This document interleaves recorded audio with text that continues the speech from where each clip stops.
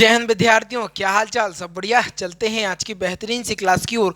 क्योंकि पिछली क्लास से मैंने महत्वपूर्ण तरीके से आपको राष्ट्रपति की शक्तियों के बारे में प्रमुख जानकारी देने का कार्य किया था, जो कि आपके एग्जाम के लिए तथा आपके जीवन के लिए अति महत्वपूर्ण होने का कार्य करता है। आज हम प्रमुख रूप से बात करने वाले हैं आखिर राष्ट्रपति के पास कौन कौन सी शक्तियाँ होती हैं, सभी चीज़ों के बारे में विस्तार पूर्वक जानने का कार्य करेंगे, जो कि बहुत महत्वपूर्ण है। विद्यार्थियों, यदि आप सोचते हैं कि 2023 के अंतिम अंतिम में एक बेहतरीन सी जॉब चाहिए, तो भैया मैं कह रहा हूँ जुड़ जाओ। क्या, जल्दी से जुड़ जाओ फ्यूचर एकेडमी XYZ से, क्योंकि यह एक ऐसा प्लेटफॉर्म है जो कि आपको एक बेहतरीन सा मौका देती है एक सरकारी नौकरी प्राप्त करने का। क्योंकि मैं बता दूं, यहाँ पर best content, best material, best team, best teacher आपको दिए जाते हैं, जो कि आपको फ्री में दिए जाते हैं, और ये कि जो कि आपको फ्री में कहीं पर भी नहीं मिलेगा किसी भी प्लेटफॉर्म पे। यदि आपको बता दें, एक साधारण सी बैच की कीमत बताएं, हिस्ट्री का अगर आप बैच लेने जाएंगे तो हिस्ट्री का बैच कम से कम 4,000 से 5,000 रुपये में पड़ेगा, और उसमें भी 45 मिनट पढ़ाते हैं। कितना? 45 मिनट पढ़ाते हैं। इसमें भी सैटरडे की छुट्टी, संडे की छुट्टी देंगे। ठीक है, तो आपका लंबा खींच कर 6 महीने तक सिर्फ हिस्ट्री चलेगी। तो भैया ये इसीलिए बोल रहा हूँ, बेहतरीन सा बैच है भैया, जुड़ जाओ। सोचो मत, स्टैटिक जी के इतनी जानदार शानदार चल रही है, एक तरफ फिजिक्स चल रही है, एक तरफ हिस्ट्री चल रही है, एक तरफ पॉलिटी चल रही है। भैया अब किससे रुकेगा सिलेक्शन? क्योंकि मुझे पता है जीके के यही पोर्शन है ना, सबसे ज़्यादा क्वेश्चन निकालते हैं। भैया सबके टीचर रख दिए, बेस्ट टीचर रख दिए, चिंता मत करना, सिलेक्शन हो जाएगा। क्या, चिंता मत करना, बशर्ते ध्यान रखना कर्म तुम्हारा कल होगा, और कर्म अगर सच्चाई है तो कर्म कहाँ निष्फल होगा भैया। हर एक संकट का हल होगा, आज नहीं तो कल होगा। ध्यान रखना, लोहा जितना तपता है उतनी ही ताकत भरता है, और सोने को जितनी आग लगे वो उतना खूब निखरता है। क्या, सोने को जितनी आग लगे वो उतना खूब निखरता है, और हीरे में जितनी धार लगे वो उतना खूब चमकता है, और मिट्टी का बर्तन पकता है ना, तब धुन पर खूब खनकता है। क्या, धुन पर खूब खनकता है। और भैया सूरज जैसा बनना है ना, तो सूरज जितना जलना होगा। क्या, सूरज जैसा बनना है तो सूरज जितना जलना होगा, और नदियों सा आदर पाना है तो पर्वत छोड़ निकलना होगा। और साहब हम आदम के बेटे हैं, क्यों सोचें राह सरल होगा, कुछ वक्त लगेगा। क्या, कुछ वक्त लगेगा, यही वक्त लग रहा है ना, कुछ वक्त लगेगा, पर संघर्ष जो है भैया जरूर सफल होगा। हर एक संकट का हल होगा, आज नहीं तो कल होगा, हर एक संकट का हल होगा। चलते हैं अपनी क्लास की ओर, जानदार शानदार सी क्लास होगी वाली है आज की।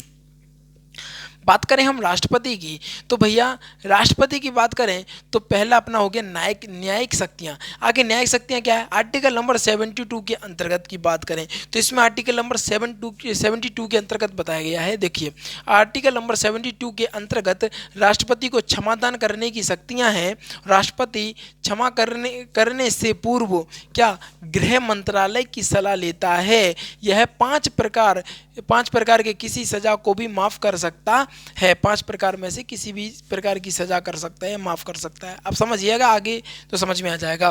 देखो भैया, किसकी सलाह पर? पहले पूर्व गृह मंत्रालय की सलाह लेना पड़ेगा। किसकी? पूर्व गृह मंत्रालय की। और ये बहुत जरूरी है।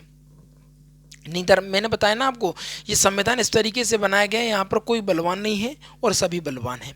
इसी प्रकार अब समझिएगा, अगर राष्ट्रपति के पास ये हो जाता कि भैया किसी से पूछना नहीं है आपको, और जो आए उसको क्षमा करो, जो आए क्षमा करो, बस यही चलता रहेगा, तो इससे क्या हो जाता? राष्ट्रपति हावी होने लगता, सभी पदों पर क्या होने लगता? हावी। अगर उनकी नीचे का कोई अधिकारी कोई गुनाह करता, उनने क्षमादान लिख दिया, जाओ क्षमादान, क्षमा हो गए, है ना, तो ये चीजें गड़बड़ हो जाती। तो इसलिए क्या करना है? राष्ट्रपति को क्षमा करने से पूर्व क्या, क्षमा करने से पूर्व क्या करना पड़ेगा? गृह मंत्रालय की सलाह लेना पड़ेगा।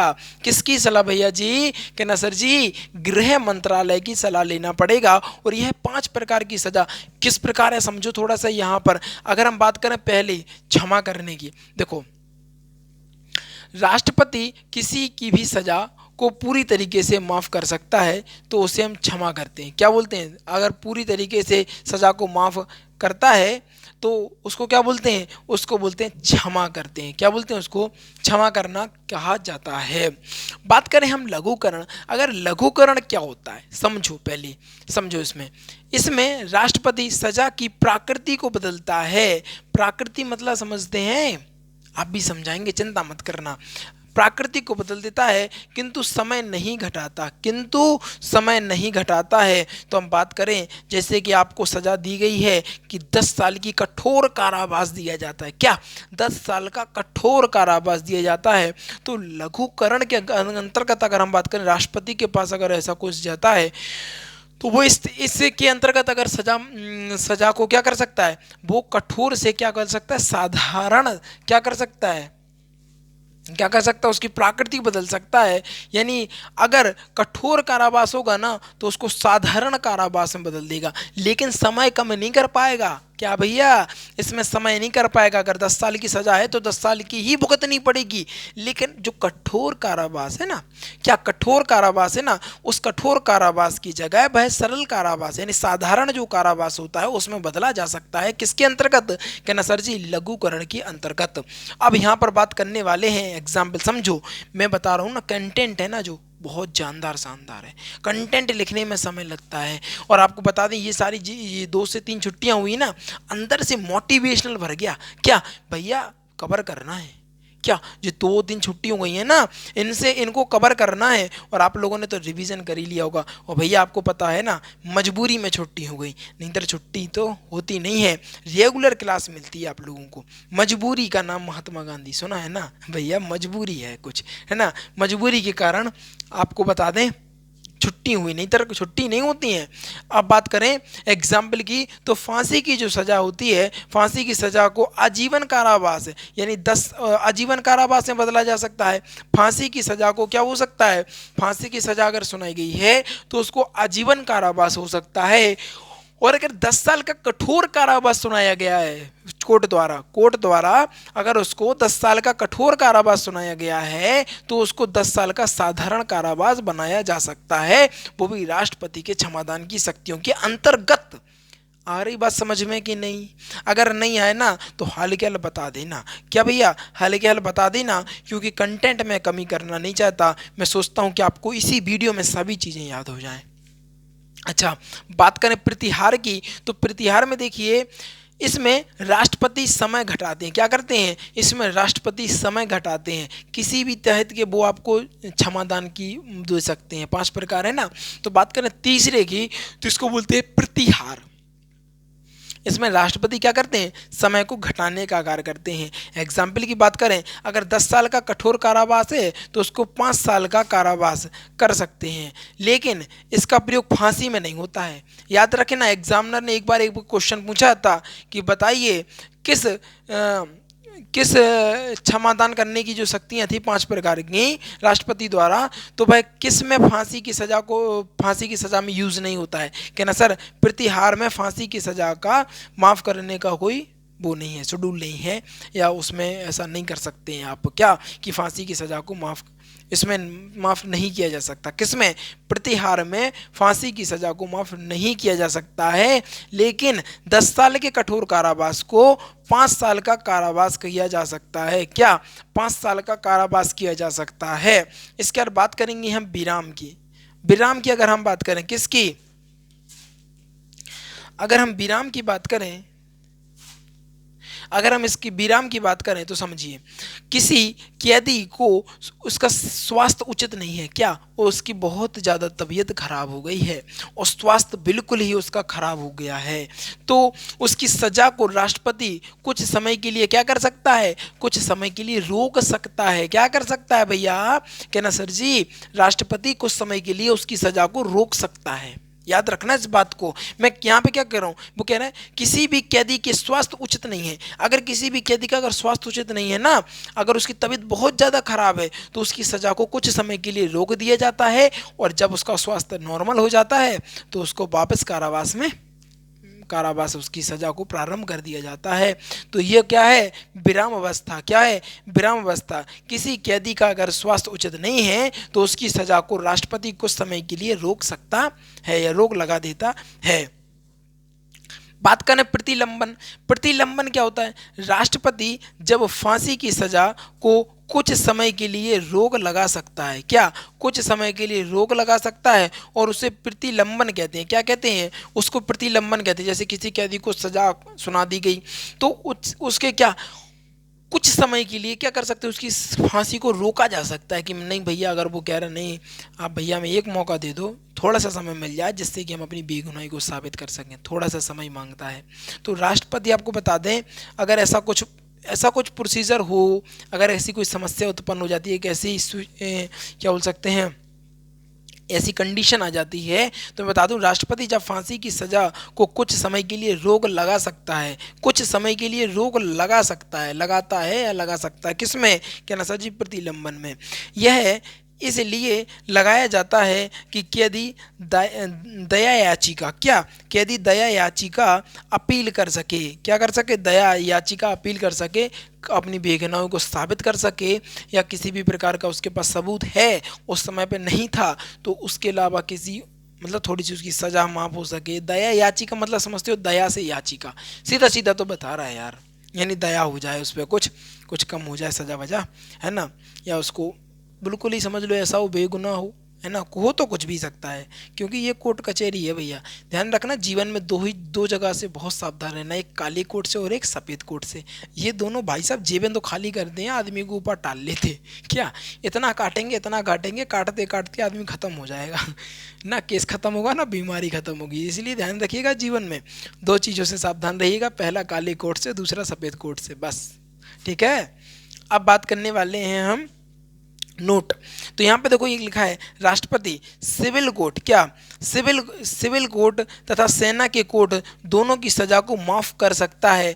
लेकिन भैया एक समस्या समझ लो, क्या ना सर जी, कहाँ दिक्कत हो गई भैया, राज्यपाल होता है ना, वो भी सजा को माफ कर सकता है, वो भी कर लेता है, लेकिन समझो, जबकि राज्यपाल सिविल कोर्ट की सजा को माफ कर सकता है, लेकिन सेना की कोर्ट की सजा को माफ नहीं कर सकता है, क्या, सेना की कोर्ट की सजा को माफ नहीं कर सकता है। याद रखिएगा, सेना की कोर्ट की सजा हो या फिर आपको बता दें हम फांसी की सजा हो, इन दोनों सजाओं को माफ नहीं कर सकता है, कौन, कहना सर जी, राज्यपाल। भैया कौन, कहना सर जी, राज्यपाल माफ नहीं कर सकता। अगर राष्ट्रपति की बात करें तो राष्ट्रपति सिविल कोर्ट तथा सेना के कोर्ट दोनों की सजा को माफ कर सकता है, जबकि राज्यपाल सिर्फ और सिर्फ सिविल कोर्ट की सजा को माफ कर सकता है। इसमें वह सेना की कोर्ट को माफ नहीं, सेना के अगर कोर्ट से किसी को सजा मिलती है तो उसको माफ नहीं कर सकता है, फांसी की सजा को माफ नहीं कर सकता है, ठीक है।